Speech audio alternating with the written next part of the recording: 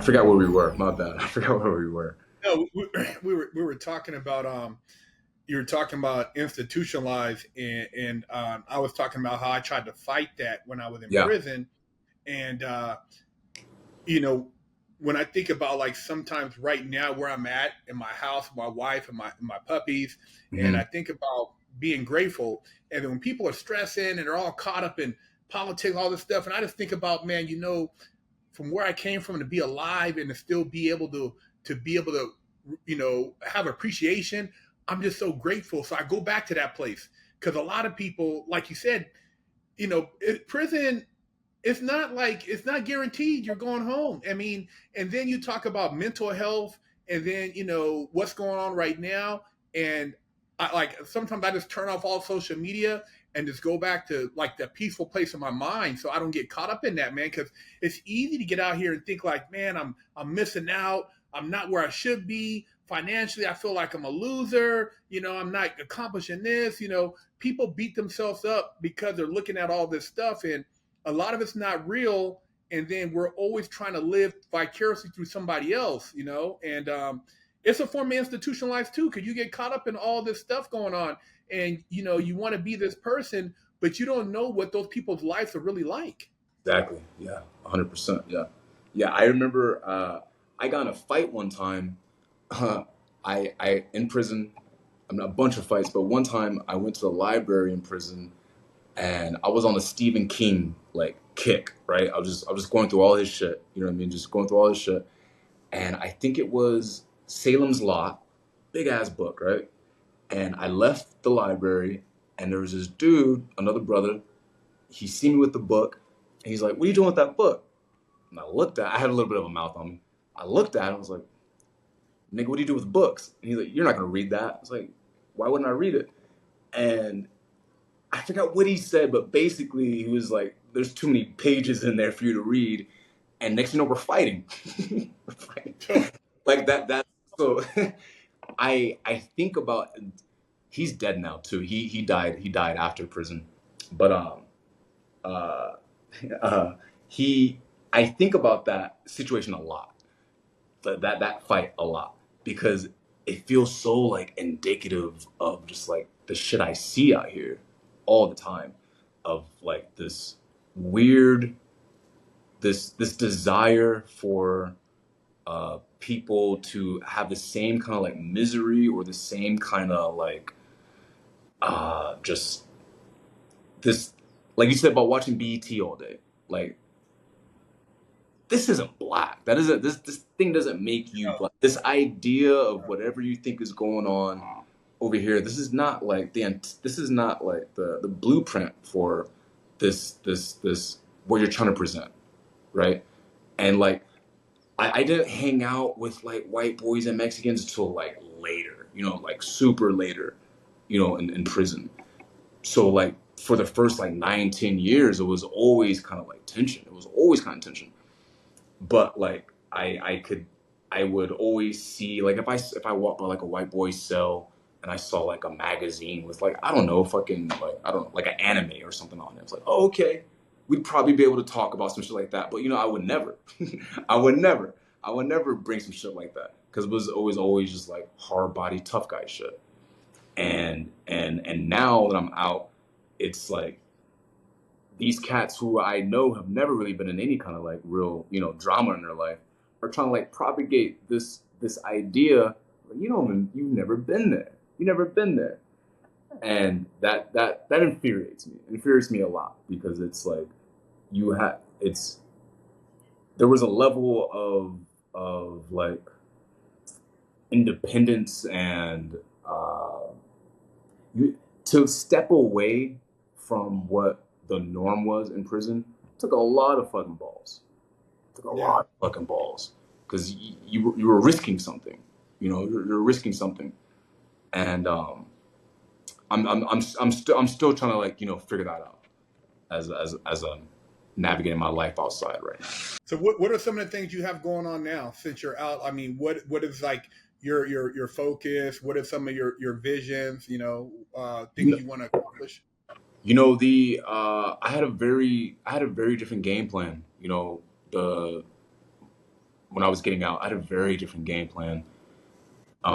It was not music at all. It wasn't music at all. I rapped and did all that in prison, battle rapped and all that for years. But the goal was never music. And there, there have been no shortage of things in the past 2 years that have just like led me to just like music. And mostly it's my mental health state. I know that I have a lot of issues mentally prior to prison and because of prison. And I think therapy would really help, right? However, I'm not gonna go to therapy. And I know that's stubborn or whatever, but I'm not gonna do it. Just because it for a lot of reasons. I'm not gonna go to therapy. And the best thing that I found that makes me feel kind of like, kind of anchored and centered is to write about this shit, that's kind of what music's been. So for the past like, almost 2 years is just constant grind of music. I've been releasing music nonstop. So that's kind of like constant grind right now. Um, it's honestly it's the only thing that's working in my life. Is it music? It's the only thing that's working in my life right now. I'm still 2 years out. I'm still trying to find some sort of like just stable foothold. Like I remember like when 'cause people come back to prison all the time. They get out, come back all the time, and I was one of those motherfuckers that judged them. You know, vehemently judge motherfuckers because I hated that. Because I would always think about if I had the opportunity, I would do this, and these motherfuckers are fucking it up. But people come back all the time, be like, man, there's no jobs, and I'd say, you niggas ain't looking. You don't want a job. You don't want to do anything with your life, right? That was my mindset. And then when I first got out, after like a month or two, it was easy. I was get this job, got this job. It was easy. Everything was working, and then it just stopped.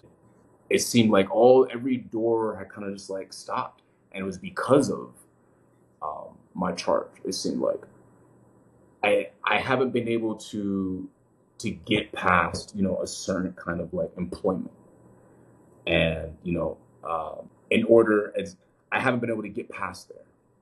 Past the like the part time dishwashing, the part time this, the part time cleaning, and not to say there's anything wrong with that, but I can't get anywhere. You know, I can't get anywhere with $600 a week or $500 a week. You know what I mean? Um, and so I'm still navigating this. I'm still navigating that. And I remember, before I got out and talking to different people and different programs about jobs that are available. And just for instance, people would always say Amazon hires felons, or this other job hires felons. And I can promise you, Hurt, I've tried all these places. I've tried all these places, and background checks are just no go, just no go. I still apply for them sometimes. I still apply for jobs that require them, just because I'm pretty confident that once I get in there, I can do something. But it's um, it's definitely not as simple as I thought it was going to be. It's not as simple as I thought it was going to be. Um, and maybe that's a blessing in disguise, because I definitely have more time to pursue something that is more fulfilling. With my music, but it's 2 years out. I'm still trying to find that foothold into something stable. Yeah, I And I feel a lot like of it's mental. A lot of it's not to cut you off. I'm sorry. A yeah. lot of it's mental. A lot of it's mental. It's like Well, like on the no, the trauma stuff, man. I used to have these nightmares where I'd wake up and I'm back in prison, and I don't know how I got there. yeah. I couldn't get a release date. I'm Hmm. trying to get like the warden's attention. I'm trying to talk to the counselor, and I'm just like I'd wake up and then I'd wake up and I'm at home. And I'm like, man, I'd have these nightmares, man. Like they just pop up, and there's a lot of trauma you go through in prison that you don't realize. And I know this because I've talked to a lot of people. Then also military guys have told me similar things when they're in the military. And then a lot of these guys, military is sad, man. Our veterans, they have one of the highest suicide rates out there. I mean, these guys come back from Afghanistan and different places, deployment, and they come back and they become alcoholics. They get addicted to pain pills, Mm. and it's you get depressed. And what helped me was shout out to Travis Ritchie. He got us a gig where we went and talked to guys in prison. And, that was the first time we went to Idaho that I was able to go to a prison and leave on my own accord. I Mm. walked in there and I was like, hanging out with the guards, walked me through. We talked to these guys, some of them doing a lot of time. And then we left. We were escorted out. And I'm like, I got closure, bro. Because every time I got arrested, I did time. Juvenile hall, Boys Ranch, the feds. I never, I went in there and they took me in there by force.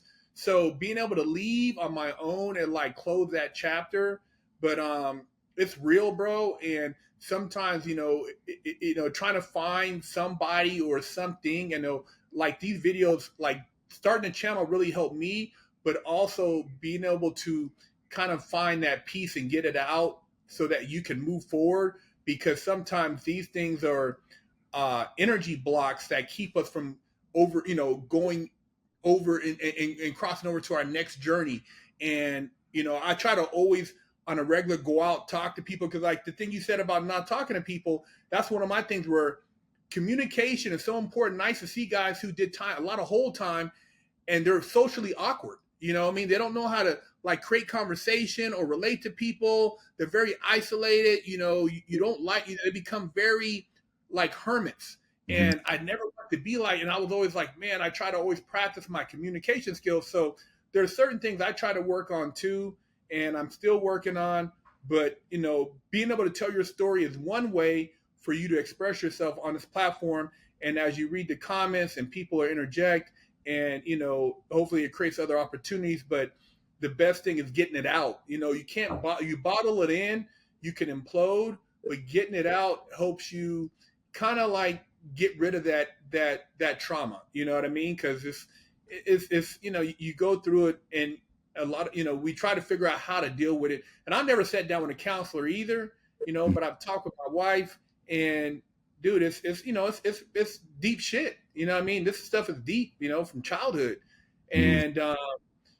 And on your journey, man, you just got, like you said, your music, your expression, and the more you express yourself, the more it will help you, kind of be able to come out and get past everything that you previously went through, and become more free flowing, and I've been out shit 10, 14, what is it, 16 years now. Mm. So I've been out more than I've been in, like, Mm. so, and it's still, like I said, just trying to figure out where I fit in, Mm. because I don't fit in with the guys who are like, some of the hip hop stuff. Oh, these guys are lying, telling these, acting like this Yeah, and that. And yeah, yeah, I'm like, dude, it's like that's bullshit. yeah. So I No, kind of like, yeah. and then my narrative is like, I want to help people. I Mhm. don't like seeing people, man, because like you said, you get caught up in there, man.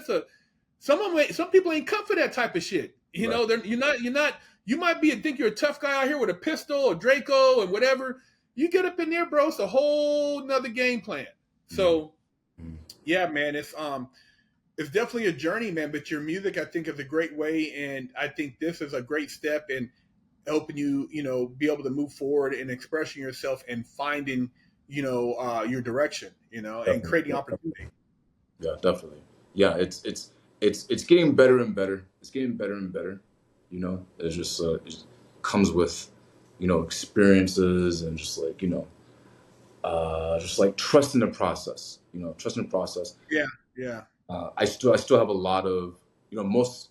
I grew up in prison, so like everyone I know is still in there. I still talk to a lot of my guys, and that helps me a lot too. A lot of yeah, my everyone I talk to is on some positive shit. They're just locked up. Um, but yeah, it's taking chances. It's being confident too. It's being confident, and kind of everything is not everything, but a lot of things are mental. Mental. Like there's uh, certain words, still trigger me sometimes. And then when I see that I'm triggered, I'm able to see it and I stop. I'm like, come on, man, damn. You know what I mean? Like that was that long ago. That was that long ago. But it's still just it's still just a visceral effect sometimes. Like the other day, I was walking down the street and there was like some guys just like not jogging, just like running, and like my heart starts skipping because like anytime you see someone running in prison that wasn't like on the rec field, they were running to something like something's up, Hmm. and like it's getting better, but that still happens. You know what I mean? It's fuck. My heart skips a little bit. What's interesting though is a lot of my homies say they have issues with like being around cops, and I haven't like been around cops since I've been out, but like I see them, and I haven't had an issue with that. I've had issue with like cops or like authority or like my parole officer or anything like that. But it's the other shit. I haven't. Cops is actually because a lot of them watch my show. Hmm. I've had like pretty good rapport. The one thing I had to deal with was like I do stuff with cars, so fixing up cars and dealing with people, and I've had people like disrespect or try to get over, and talk. One dude was talking crazy, and I'm looking at the dude, and he's talking crazy, and I had just paid him for some work on a car, and I go and sit in the car, bro, and I almost like want to break down and start crying because I'm so mad. I'm like, this dude, does he know who he's talking to? Like, literally, and there was a witness there, but I could have broke his neck. This dude, I could have smashed him out. But I'm thinking about like, okay, my car's parked here. They'll get my license plate. There's a witness, this and that. I'm trying to think about all the ways I could have got caught, or if I come back, how not to get caught. And I don't even want to go there, but I'm like thinking like that's one of the things like people like a lot of people on the street they don't understand that there's consequence to your words and how you treat people. And a lot of people they don't have no respect. Like they'll do stupid or say something to you like, dude, who are you talking to? Like Yeah. what I mean, just because I'm cool and this and that, don't think that I'm a punk. I'm not, what I mean? I'm not, and I used to be like you, like when I was young, like, dude, I'm not no punk. You like, I'll smash you out quick. We can Hmm. get down, but as I mature, you can't act like that in a civilized society. You got to learn to deal with your emotions and not do something and think about, oh, why'd I do that? So that was one of the hardest things for me to get past was some of these people, man, who talk out the side of their neck and they don't really understand the level of who they're dealing with. But people have gotten so comfortable with all this Takashi shit and just in general, just people getting away with shit that they don't understand that, dude, before the cops get here, anybody, you could be dusted. It'd be a wrap, Yeah. Yeah. you know? Yeah. That's yeah. So that's Yeah. one of the things is controlling emotions, anger, not looking at disrespect as something that has to go to the next level, and just doing a lot of meditation, man, and reflecting so that I don't allow those things to ruin what I've worked towards, to get to where I'm at now. For sure. um, Yeah. if you could tell a younger you, man, somebody out here watching this interview and they're listening to what you're saying, man, what advice would you give them, man? Uh, I think I wish I would have had someone tell me, and not just prison related. I just wish would have had someone tell me that the the only thing that really kind of matters is are you comfortable with what you're doing in your life? Are you being true to how you are? Like it's a lot of my issues, a lot of the reasons that led me to prison was trying to be something, I wasn't all the way. You know what I mean? I was trying to do things that weren't right, trying to do things that I just saw other cats doing. And it took me so long just to be comfortable in my own shit. You know what I mean? It just took me so long to to to to be okay with the fact that, maybe I don't sound the way these niggas sound. Maybe I don't walk the way these dudes walk. And like it was just it was a little bit harder it was a little bit difficult back then, in the environments I was at. For me to feel like, I was just that was okay enough. You are okay on that. You're okay enough. You are how you are because of the influences in your life that you choose to be in your life. And it's awareness. Awareness is the key to everything. If you look at every positive or negative decision in your life, awareness is the key to changing it. That's I think that's the most important thing. Being aware of yourself and not being afraid to take the time that you need to make the right decision. Not feeling pressured, not feeling rushed to like, oh, I have to do this now, I have to do this then. Take the time that's comfortable for you. Take the time that's comfortable for you. Um, that's what I wish someone would have told me. 100%. Well, man, that's great advice, man. And I'm glad to see that you're out now doing your thing. Following your dreams with your music, being a positive influence. We're Yeah, gonna have all your social media links in the description. bet. And dude, it's like we need more OGs like yourself to come on here, share your stories because there's not enough uh, mentors out there for these young black men. A lot of these guys they don't know have anywhere to turn to. I know because I see all the messages. So you know your story is going to save a lot of lives and hopefully help a lot of these guys make better choices. So I appreciate I that. yeah, I thank you for coming on, man. Thank you so much. I'm glad we linked up. You're a fucking G. I appreciate you a lot. Thank you. And there you guys have it. Big Herc 916, 826, Tucson, Arizona. That's Check right. out the links in the description. Make sure you guys subscribe, share the channel. You know how we do it. Fresh out. Oh yeah. Thank you.